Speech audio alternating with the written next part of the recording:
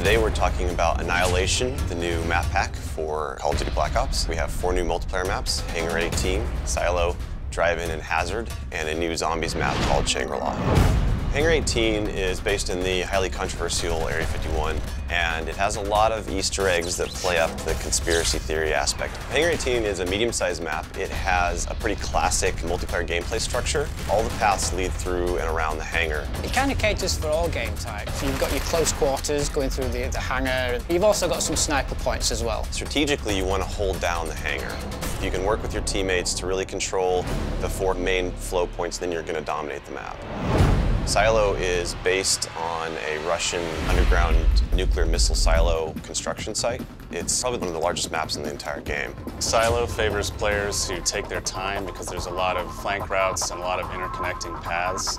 So players who are smart and use decoys and pay attention to the mini-map are going to be more successful. You can't really stick around in one place for too long because you're going to get shot from multiple angles. You really need to learn how to play the map, how the paths flow, and you need to stay on the move.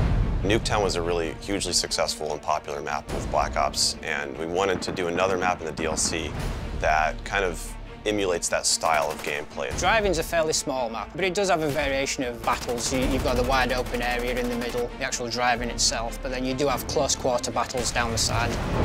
So Hazard was inspired by one of our World at War maps called Cliffside, but it's a complete reimagining of it.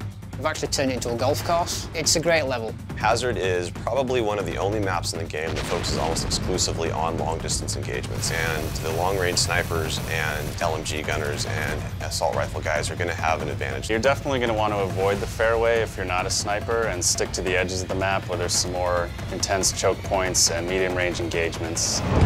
The story in Shangri-La is shrouded in mystery. I love to leave it up to the fans to derive their own ideas from it and also discover the facts that we put in there. I hope they really get the sense that we've taken this to just a whole nother level with the new weapons, the new environment, the new ways of getting around the map and things like that. There's a lot of holding areas, escape hatches, and things that let you get out at the last minute, which is a contrast to Call of the Dead, where it was a very wide open map. This is a much tighter map. Don't hold out too long. If things look like they're getting rough, get out of there. It's time to go. With Annihilation, we had a goal that we really wanted to push the visuals in all the maps. Each map feels very unique from one another. They feel like the kind of maps that you just want to spend a lot of time in. Annihilation hits Xbox Live Marketplace on June 28th.